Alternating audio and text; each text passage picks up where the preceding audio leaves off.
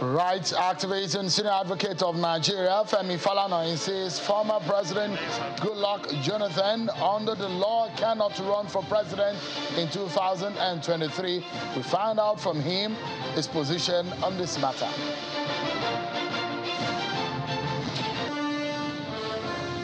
And the Speaker of the House of Representatives, Femi Gbajabiamila, has been speaking on the position of the law and the fate of 7 ministers, Rotimi Amechi, Chris Ngige, and Nwajuba, on the position of the Electoral Act and the ambition, he said, is now safe for them to resign.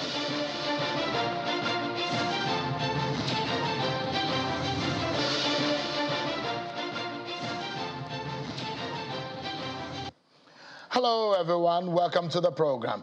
This is Politics Today, live on Channels Television. I'm Sean Wakimbaloe in Abuja. Tonight, I'll be taking you through some legal ride, and we get some perspectives and insight into what the law says, especially concerning some Nigerians and their ambitions, whether under the law they can run for office. First is former President GOODLUCK Jonathan. Mr. Femi Falana is insisting that he cannot run based on what the law is, what the law provides. Again, we'll be getting his views on the electoral law and what it says about 7 ministers. Should they resign now? Well, we caught up with the Speaker of the House of Representatives, who is saying that they need to resign now. It's safe for them to resign so they do not fall short of a legal problem in the nearest future. Before we get into all of those, our exclusive with the Speaker of the House of Representatives, Femi Gbajabiamila, and our conversation with Mr. Femi Falana, let's check out some of your political roundup stories.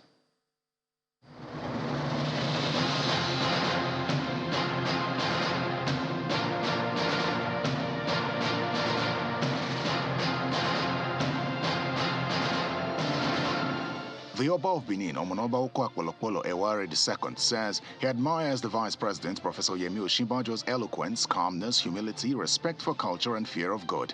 The Vice President visited the monarch, where he reiterated his desire to serve the country. I'm here to consult with our party members, many of whom will be delegated at our forthcoming primaries, possibly at the end of this month.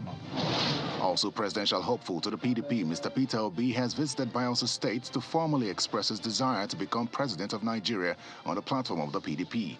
He paid a courtesy visit to the governor, Doye Diri, at the government house. The job of a leader is not to give people excuse.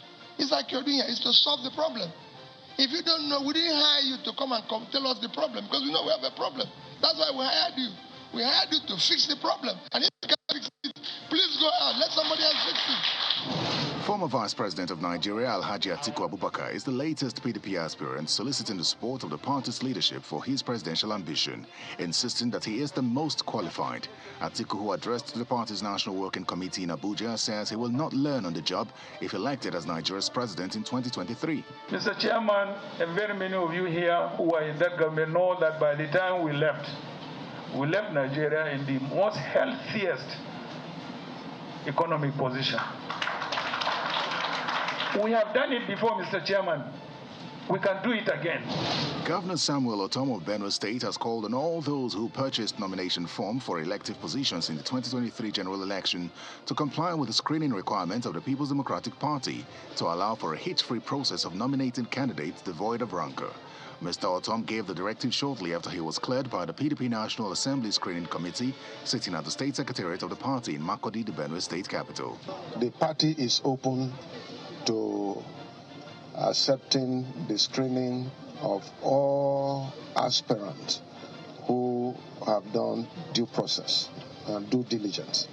The People's Democratic Party has screened aspirants vying for the positions of the Senate, House of Representatives, and the State House of Assembly seats in Kogi State ahead of the primary elections of the party. Among those who appeared for the screening at the State Secretariat of the party in Lokoja, Kogi State capital, are the former governorship candidates Natasha Akpotu Duagan, Dino Melaye, Ahmed Ogembe, Temi Yala, Olatunji Femi Edward, Okpanachi, Aloysiu Okino, among others. I hope that we're going to have more women at the National Assembly so together we can pass the gender enactment bill because it's much needed to save our country. Nigeria cannot grow with one gender being silent.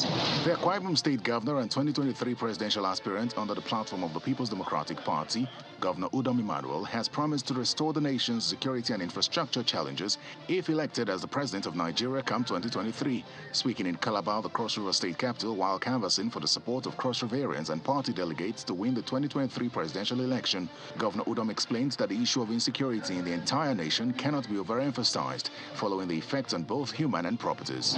And the officials of the APC in charge of dispensing nomination forms and activities towards the party primaries say they are dedicated to the cause of ensuring that all aspirants obtain, submit their documents, and get screened in line with the laid-down procedures by INEC and the party. I'm optimistic that people are aware that there is a solar break, and of course there are public holidays.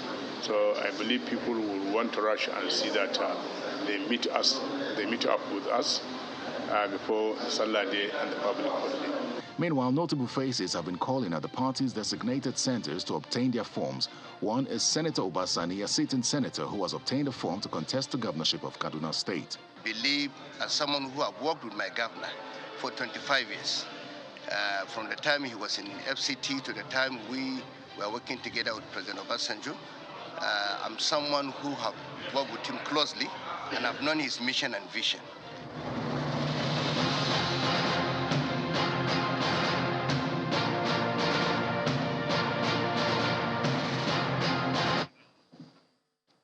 Thank you so much, everyone, for staying with us. Then you've been up to date with some of your major stories across the political landscape of Nigeria.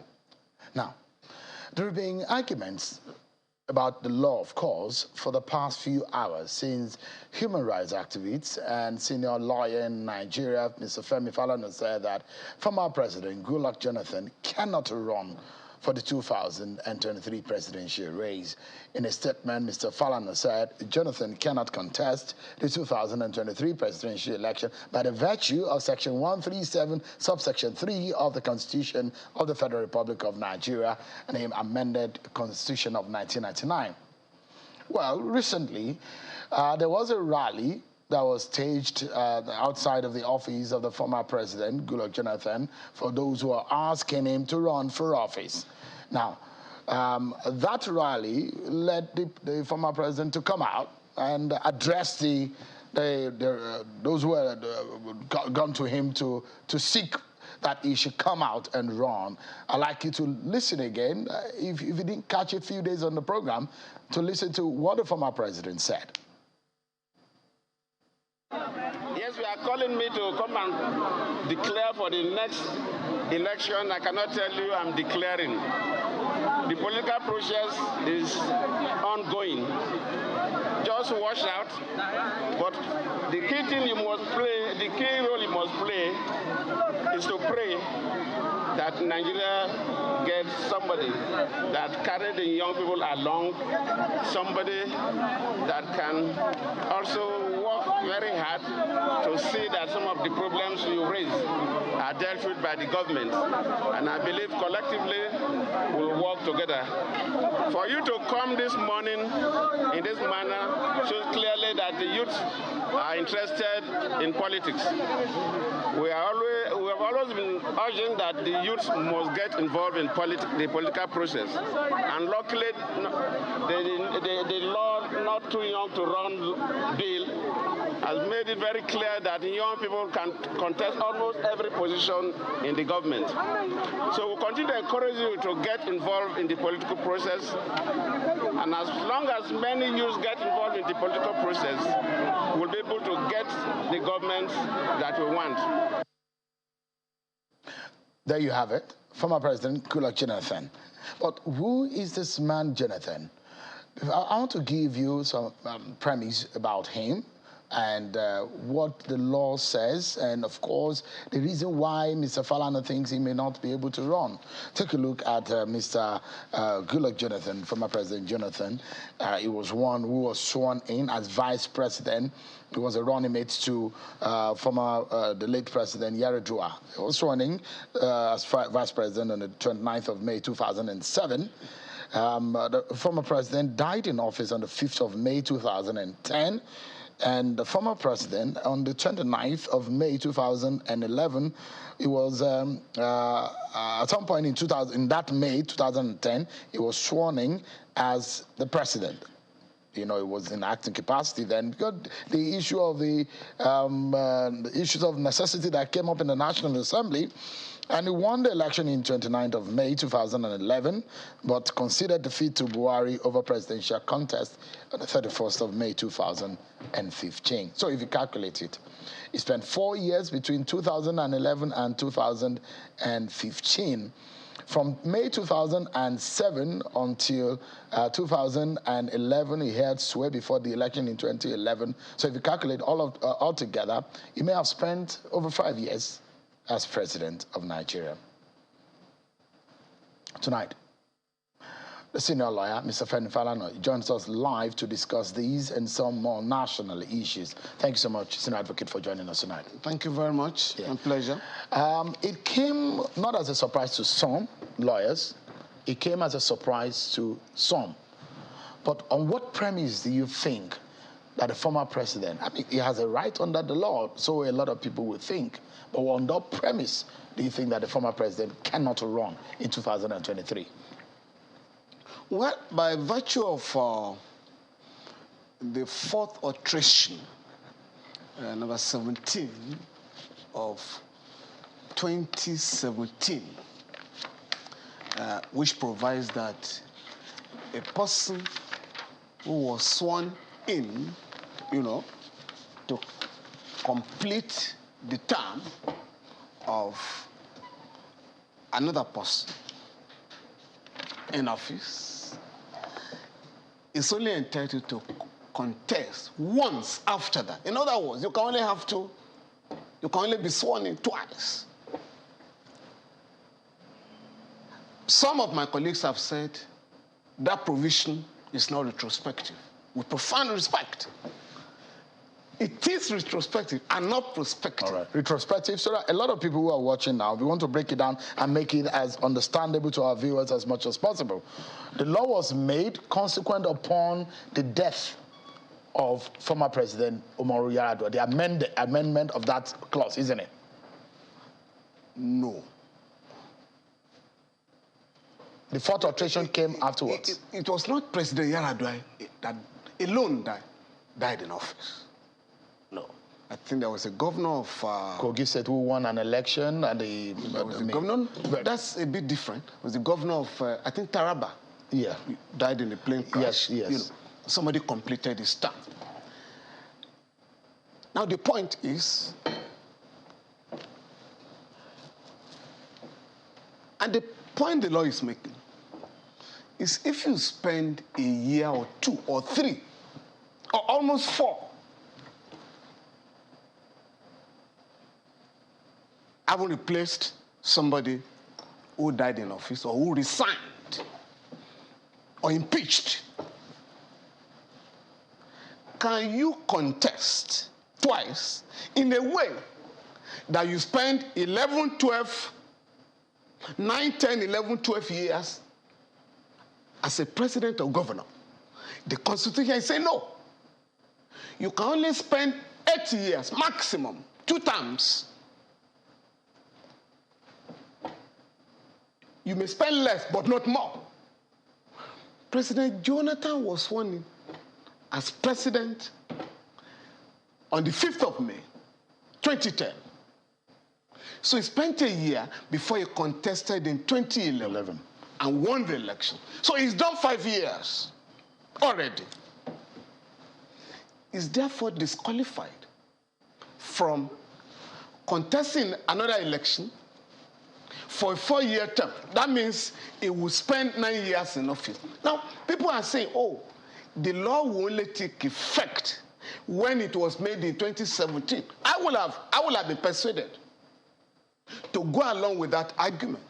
But in the case of Toyin Obayori and Musa, Toyin Obayori and PDP, the Supreme Court held that alteration, fourth alteration, number 21 of 2017,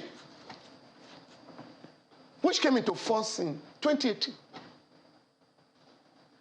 affected the pre-elections that were filed in 2015. In this case, in these two cases, the appellant filed his pre-election cases in 2015.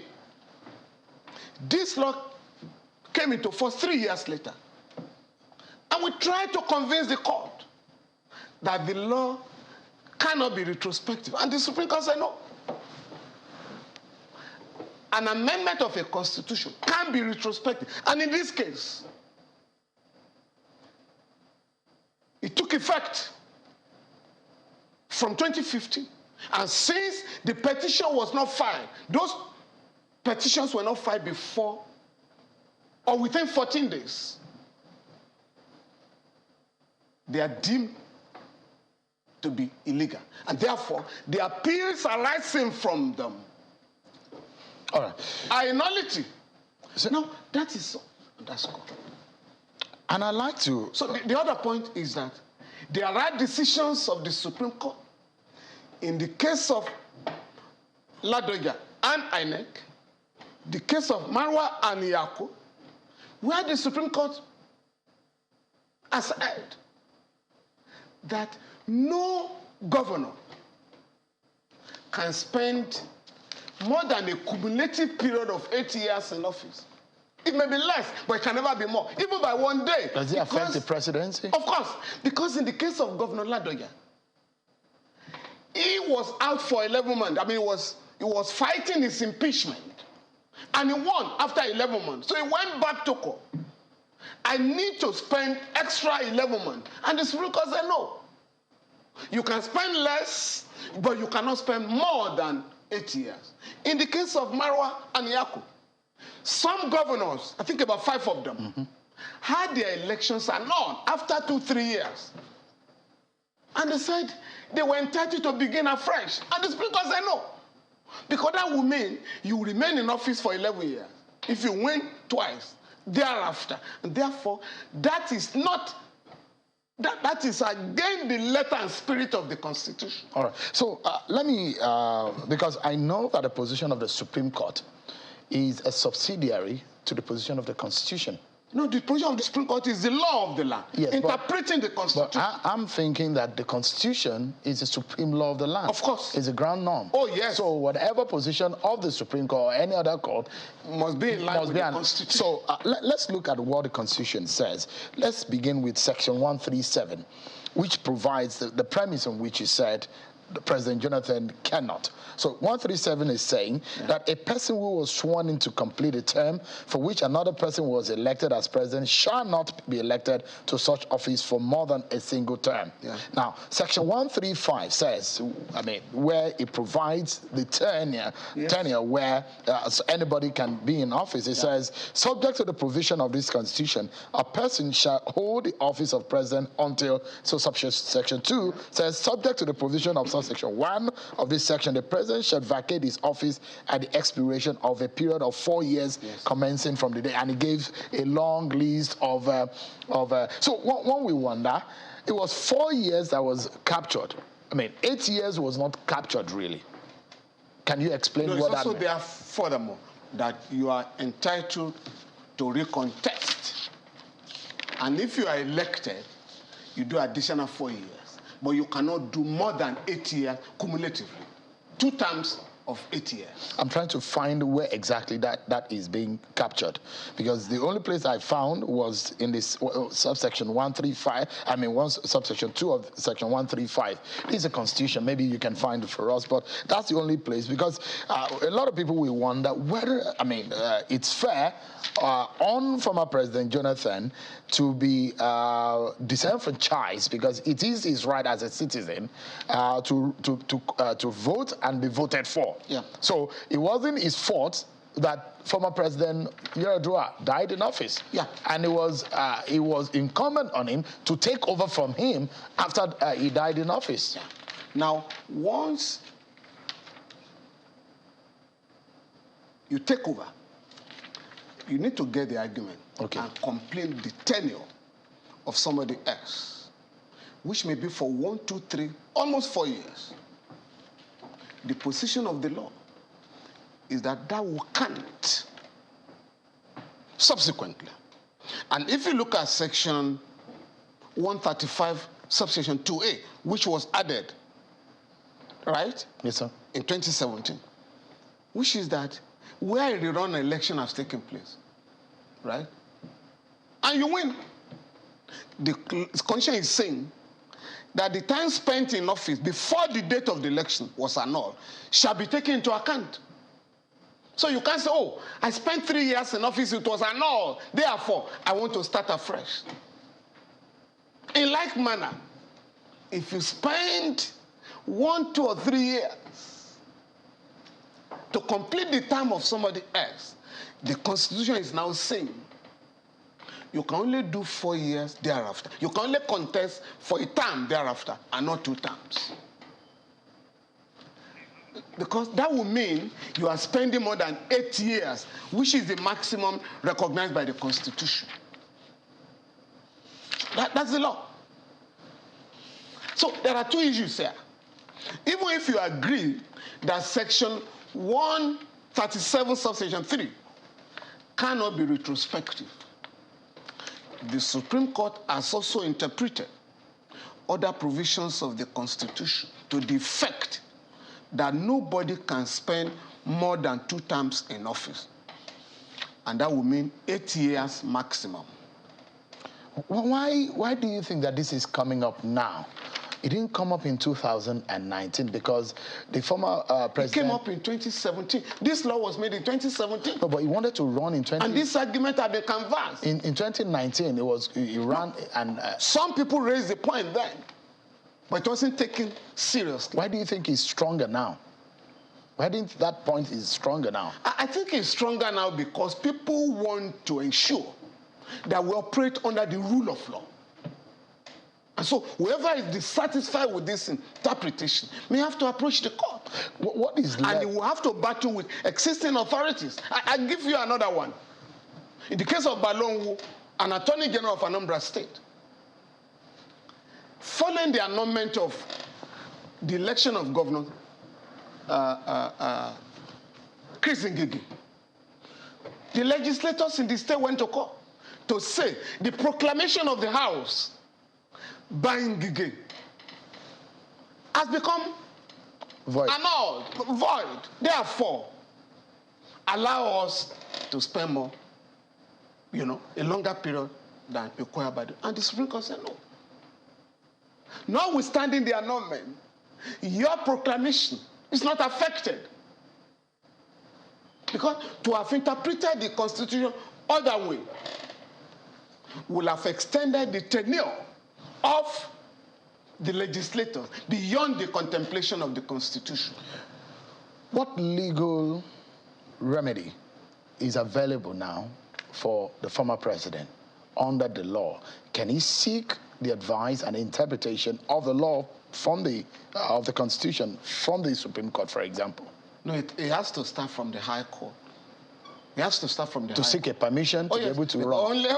Only the federal government, state government, and the National Assembly can approach the Constitution in case of a dispute of this nature. So we have to start from the federal High Court. I mean, if you were to advise him, give him a legal advice, that is what he needs to do.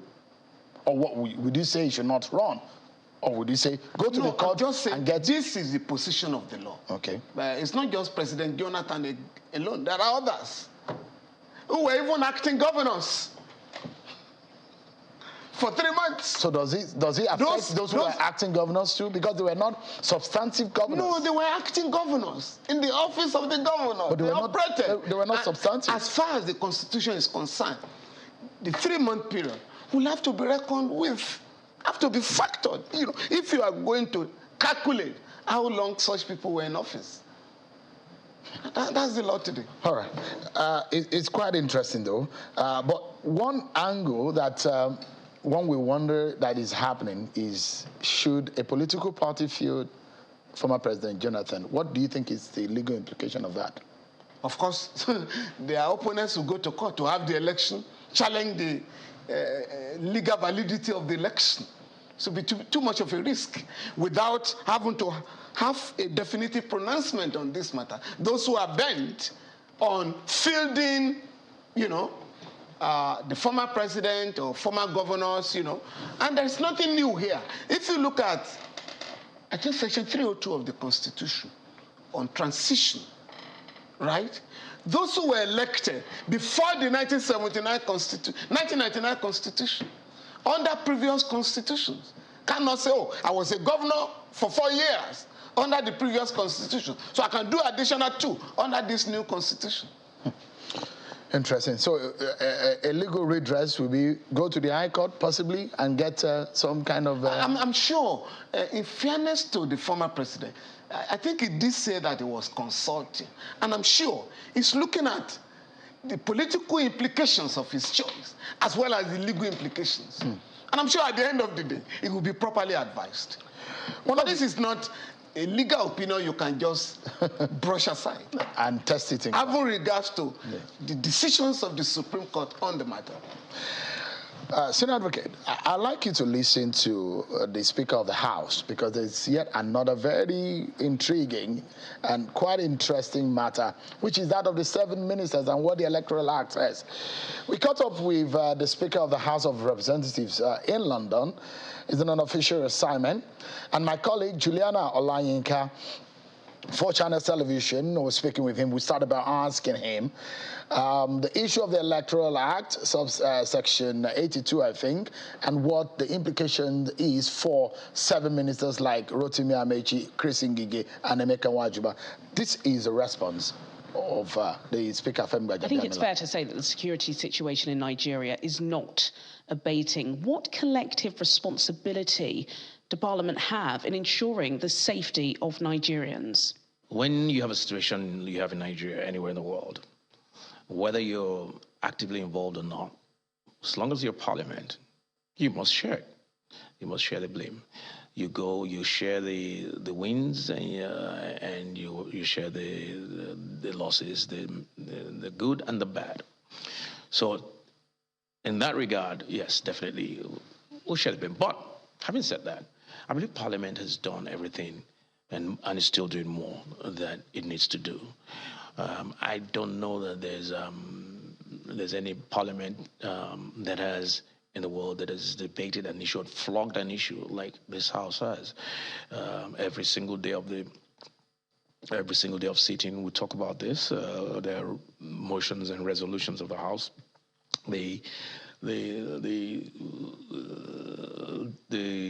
replacement of the service chiefs some time ago was based on the pressure mounted by members of the House on a daily basis. The House at one point asked the President to come in and brief the House so that we could all share and give different perspectives. The House had a security summit some time ago. For 5 days, we collated views from all over, experts, traditional chiefs, international, and we laid out our action plan, legislative action and executive action. We've submitted certain bills to that regard, and there's still some things to be done as of yet. I believe this government has done a lot, but unfortunately, we're fighting an unconventional war. Many of our viewers would say that the APC have failed to deliver on their campaign promises. Is that a fair statement? Let me be very clear. This government has delivered, for me, in my opinion, more than any government in recent history in terms of infrastructural development, which is what you need to boost your economy. But for some reason, and then we have social programs that have never been done, very bold social investment programs, but which you and I do not know about because you and I are not beneficiaries. And this is for these programs are for the lower ebb of the society, and they are beneficiaries, and they are extremely happy in that regard. But you and I, the average and the elite, don't know anything about that, and the government has not advertised or publicized that the way they should. That's number one. Number two, Rome was not built in a day. This is where I now come in and say what this government inherited and what this government has been able to do with the very lean resources. There was a reason for every law. There's a raison d'etre. There's a reason why you make laws, and that particular provision had a reason behind it. It had a mischief that it sought to cure. And I think we all know what that mischief was. But some appointees have resigned their appointment to seek election, and some remain obstinate, for want of a better word, and hide under the cover that there's a court decision pending and that has nullified that provision. But then there's also court decisions that have said that provision or that nullification by the court should not be executed as of yet, and that matter has also been appealed by the National Assembly to set it aside. So invariably, it's a personal decision that they have to make. They run therefore the risk at the end of it all if the court does find in that the National Assembly was well within its rights to make such a provision, and you have gone and contested an election whilst still being a political appointee, then you run the very, very, very serious risk of losing of your election being annulled, and not only you as a person, but you also put the party at risk, whatever party you belong to. You heard the Speaker of the House of Representatives, Fenbaja Biemila, speaking with my colleague Juliana Olayinka in London, is advising that if you are in office, according to the Electoral Act, it's safe to resign and not put your party in jeopardy. I'll allow Mr. Falana to give us his view on this and some more other legal issues, but we'll take a break. And when we come back, more legal issues to discuss. The 7 ministers, their fate as far as the law is concerned. The senior advocate is still with us. Stay with us, everyone. We'll be right back. Thank you so much, everyone, for staying with us right here on the program. Let's continue our conversation with Mr. Femi Falana, Senior Advocate of Nigeria. Now, so a lot of issues are coming based on what you have unearthed now in respect of the section which affects 137. Someone will also ask, does it affect the vice president because he was acting president when the president was away? At the first point, you were trying to ask for the provision. Absolutely, that provides for 2 terms. If you look at section 137. 137, yes, which talks about the 8 years. As well as section 182 for governors. For the governors. But 137 for the president. It was specific there. With respect to... Thank you. I think a couple of times, Professor Shibajo acted for the president a couple of times. The case of Ladoja and INEC will be applicable. The Supreme Court made the point that while Governor Ladoja was out of office, his deputy, right, was acting governor. Was the governor of the state, and therefore it was the same mandate. So in this case, right, the Constitution provides that if the president will be away for not less than 21 days, right? Or more than 21 days, he has to transmit a letter to the National Assembly to declare that he has transferred powers to the vice president. So it's the same mandate, right? Yeah. It's not shared because the vice president and the president were jointly elected. So what will not allow a person to spend more than 8 years is when he has taken an oath of office. Yes, for that position. So yeah. that's the only barrier. Yeah, I mean, for instance, an acting president doesn't take a position because the president is still in office. So he doesn't take an oath to act. all that is required by virtue of Section 145 is for the president to transmit a letter to the National Assembly. Once that letter is transmitted and is automatically the powers are transferred to the vice president on behalf to stand proxy for the president while the president is away. It's the same mandate. Unlike when the president dies or resigns from office or is impeached by the National Assembly, and the vice president now steps in as the acting president or the president of the country, the period spent will be counted at the end of the day. Let me go to the Electoral Act, and as it affects 7 ministers, like the Minister for Transport, the Minister for Labor, and the Minister for State of Education, who have shown interest in running for the president of Nigeria. You heard what the Speaker of the House of Reps said, that look, it's safe for them to resign now so they do not cause trouble for their party in the nearest future. What are your thoughts as far as what Section 84 of the Electoral Act, we have there, of the Electoral Act 2022 says? Well, Section 84 of the Electoral Act. It says no political appointee at any level shall be a voting delegate or be voted for at a convention or congress of any political party for the purpose of the nomination of candidates for any election. It says where Section 11 says, subsection 11 says, where a political party fails to comply with the provisions of this act in the conduct of its primaries, its candidate for election shall not be included in the election for the particular position in issue.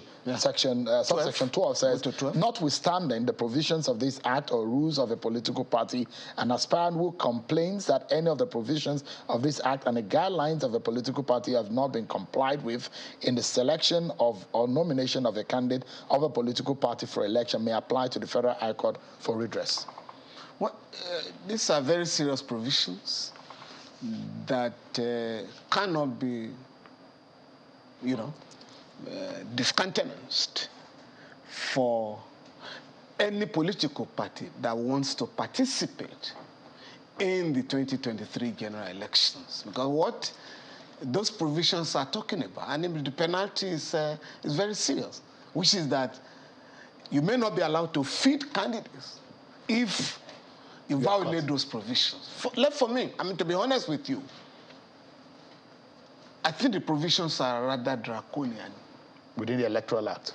Frankly speaking, because, if somebody is holding a political office or a political appointee and you want to participate in the primary or even in the election, frankly speaking, all I think should be done is to ask you to apply for leave of absence so that you do not use the machinery of the office to manipulate the process, because this is the basis of this provision. The intent of the whereby legislators felt that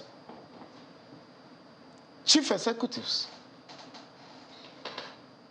were using the instrumentality of the state to manipulate the electoral process and decide who will contest for what position. That was why they made the law. But again, you must think of those who are victims. And that is why it will be ideal, because for civil servants, right, political office holders, right, the Constitution is saying you apply for a month. You resign a month before the election. Now, if you do not want to allow political appointees to enjoy such constitutional provision, what you should do perhaps is to say, okay, quit off, apply for leave of absence so that you go and participate. If you win the positions you are contesting for, you won't come back to the office. But if you lose, you should be able to come back. But as far as the law is concerned today, the position is that if you are a minister or a political appointee, you have to resign. An attempt was made by the Attorney General, the Office of the Attorney General, to obtain an order I think in the Federal High Court sitting in Umuahia, Abia State, whereby that provision was annulled. As I did point out, that was the judgment. I'm sure the judge was not informed by the lawyer representing the Attorney General that the Federal High Court, before then, had granted an order restraining the Attorney General, the President, and the National Assembly leaders from tampering with the provisions of Section 84. And that indeed another case filed in Ibadan, because the one in Abuja was filed by the PDP. Another case filed in Ibadan. The judge dismissed, struck out the case for lack of local standard. The judge in Abia was not informed as required by law. Oh, we have this case in Abuja. We also have a similar case in Ibadan, right? Because the case in Abia was a gross abuse of process. But as far as that judgment is concerned today, the Court of Appeal has stayed the execution. It's execution. And so we are back to status quo ante bellum. So the law is as it is. The law stands as of today. And so any party, therefore, any political party that disregards the provision of the Section 82, stands a risk. Section 84, rather. Stands a risk. But those who argue, Mr. Falano, that there is a conflict between the provision of this Section 84 and the provision of the Constitution and the debate over public officers, the issue of political appointee. Political appointee, that is what the Electoral Act provides. In the Constitution, it provides for public officers. And the argument is, who is a public officer? No, there are decisions of our courts again. Yeah. And, that provides for 1 month before, there are decisions of the Court of Appeal and the Supreme Court on who a public officer is or who a political appointee is. And one of the several cases, the case of Shegun and, Dr. Kayode Fayemi, right? Whereby Dr. Fayemi was contesting election in Ekiti as a former minister, and it was alleged or Shegun challenged his participation in the election on the ground that he didn't resign at least a month to the election. And the court drew a line of dichotomy, right, between a political appointee and a political office holder, right? So you have civil servant provided for by the Constitution that you must resign 1 month before the election. But for political appointees, which was not captured in the Constitution, the National Assembly, as it were, is claiming to have filled the vacuum by now saying for political appointees, this is what should be done. Again, as I said... someone like Senator Chris Ngige has argued that is covered by the Constitution, the provision. No, he's not a civil servant. No, he's saying that he draws money, he gets paid. No, he's not a civil servant. He knows, he knows better. He's not a civil servant. And so he's not covered under the Constitution? No, the Constitution has declared who a political officer is or who a civil servant is, It's covered by Section 318 of the Constitution. So he's not. And there are decisions of the court. So, and that's why, this gentlemen will have to seek proper legal advice so that they are not misled. Including some who may have not only presidential ambition, but governorship ambition. And others, Again, as I said, I'm not very comfortable, for somebody who defends the rights of people, But it is what the law says. Yeah, it's like you're a lecturer, you want to contest election. You simply ask for leave of absence, So if you win the election, so be it. If you lose, you come back to your job, But again, as I said, that is the position of the law until the Court of Appeal or the Supreme Court, makes a pronouncement on the matter, a definitive pronouncement. That is the state. So you can't take a risk for now. You have to deal with the law as it is, as opposed to what the law should be. Mr. Falano, I wouldn't want us to end this conversation without talking about the cost of nomination forms. We did a table recently making a comparison of about 5 political parties. And I'd like to get your view on the implication. The different political parties have defended their reason, and that's it on the screen right there, from APC to PDP to SDP, YPP, and the PRP. And they have defended the position and their reasons for having an amount such as that for their nomination form. But let me get your view on this. Those outrageous nomination fees are immoral, insensitive, and illegal. I'm telling you. Illegal? Oh, yes. Under what part of our law is it? You know,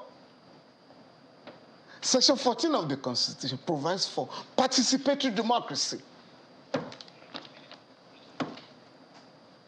Article 13 of the African Charter on Human and People's Rights Act provides that. Article 13.1 provides that every person shall be entitled to participate directly or indirectly in the politics of his or her country.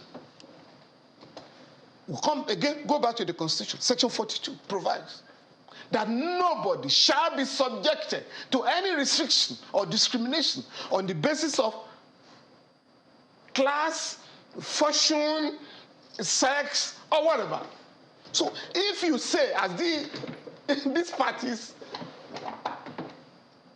are saying, oh, we want to exclude unserious people, we don't want everybody to contest. So if you cannot mobilize 100 million or 40 million, you cannot attain, you cannot apply for some positions in your country. That is discriminatory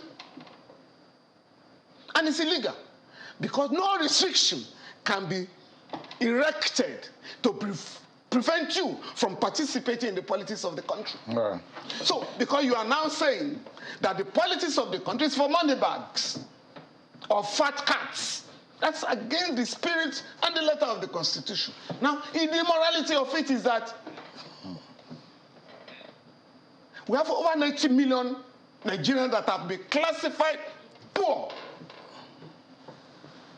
in a country where the minimum wage of 30,000 naira is not paid by some state government.